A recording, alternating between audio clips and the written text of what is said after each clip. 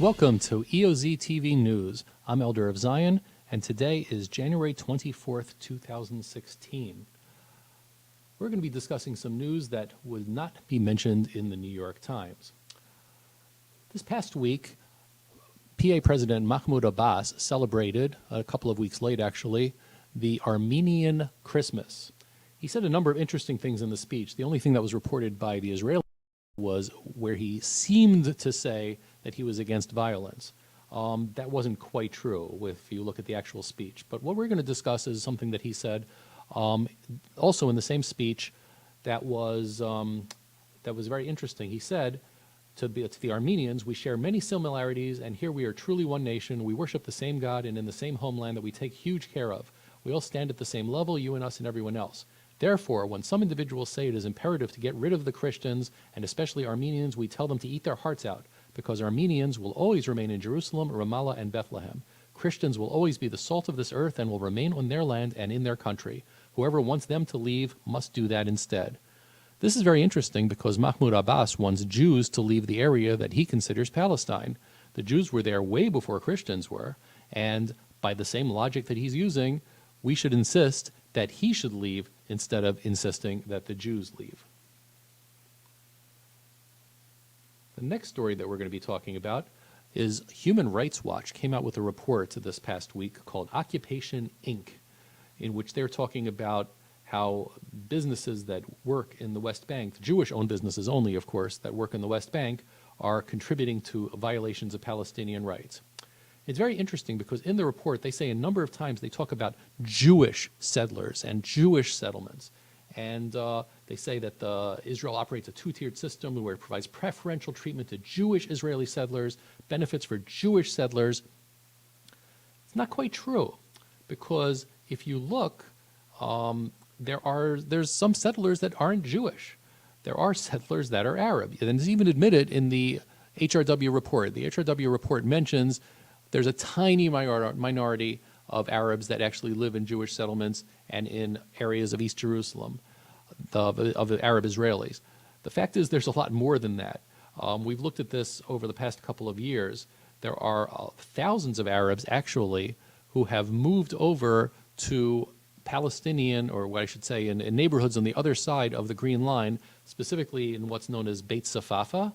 That was a neighborhood that was divided in the 1948 war. It was reunited in 1967, and now Arabs are moving from one side to the other. As I said, thousands of Arabs have moved over from the Israeli side to the Palestinian, or what's called the Palestinian side, and those people are never called settlers. As a matter of fact, Beit Safafa has gotten money from Israel in order to increase, in order to become bigger. And when the EU heard that Israel was giving money and expanding settlements in Jerusalem, even though Israel was also giving money to the Arab neighborhoods in East Jerusalem, they didn't say anything about that, even though there were Arab Israelis that were living in that neighborhood. The only thing that the EU and the HRW cares about are Jews that live on the other side.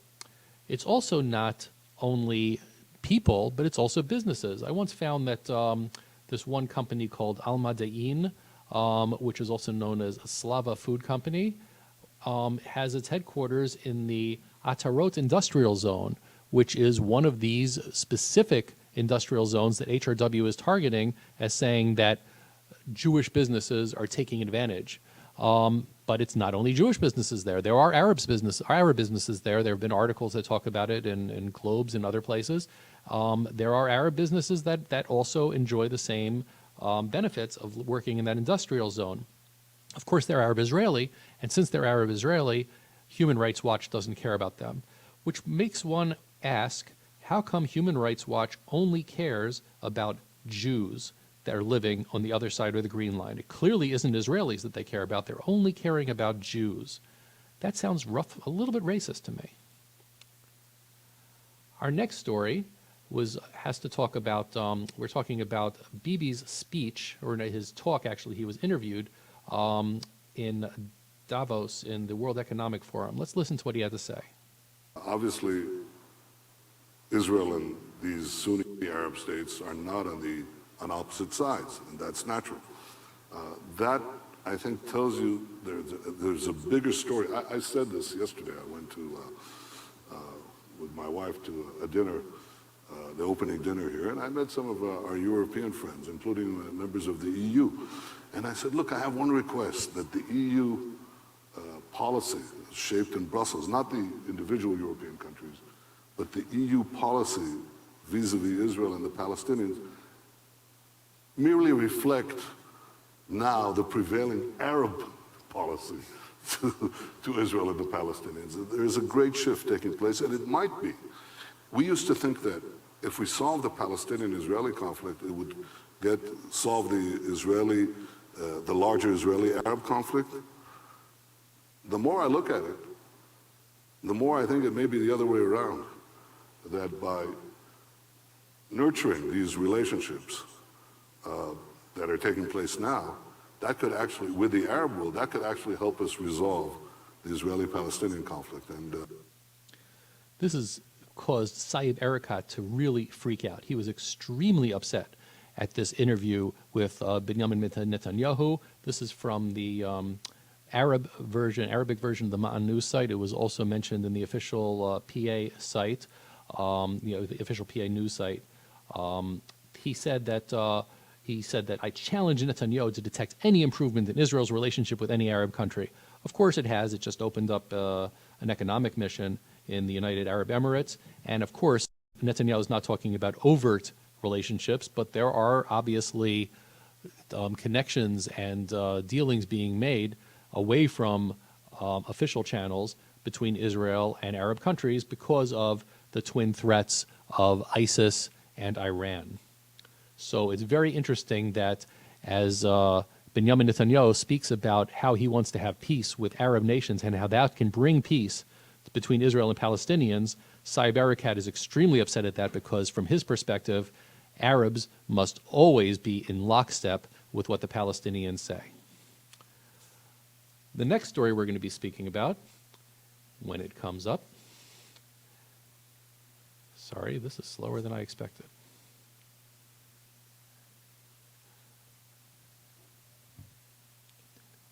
Yes, the Palestinian Authority had a meeting. There's some officials, Abbas from the Fatah, had a meeting with Moroccan officials where they declared specifically Palestine support for Morocco's territorial integrity, meaning that Morocco right now illegally occupies parts of Western Sahara. They actually have built settlements in Western Sahara, and instead of taking the side of the people who are being occupied and the people who are having settlements built on their land, the Palestinian Authority specifically and explicitly supports the colonizers.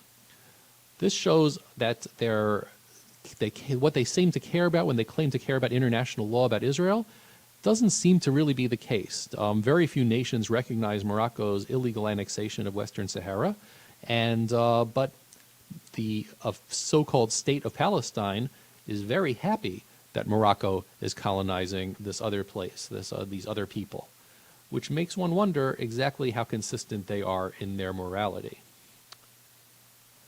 Finally, I'm going to look at the photo album section of Palestine Times, which is a Hamas-oriented newspaper.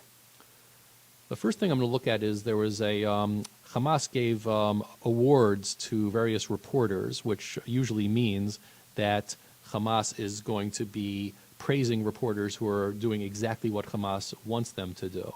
So there's Ismail Haniyeh, the head of Hamas in Gaza, talking and giving his awards out and doing his thing. What I thought was interesting is he's at the Commodore Gaza Hotel. What is the Commodore Gaza Hotel? Well, they have a YouTube channel too, so let's see what it looks like.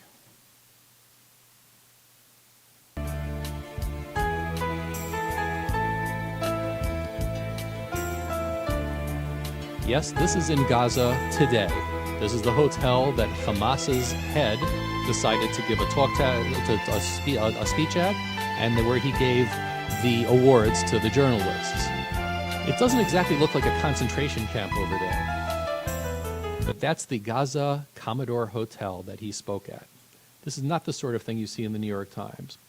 The last story I'm going to be speaking about also was in this photo album section of the Palestine Times, and it shows children playing soccer directly in front of the Dome of the Rock, in what is considered the holiest place of Judaism.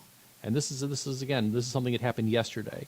We have shown video of these sort of things before, but nevertheless, just keep in mind that when Palestinians say that Jews are desecrating what they call the Al-Aqsa Mosque compound, which is the entire Temple Mount, this is how they consider being respectful to it, playing soccer in what is Judaism's holiest place. That's the news. Talk to you again next time.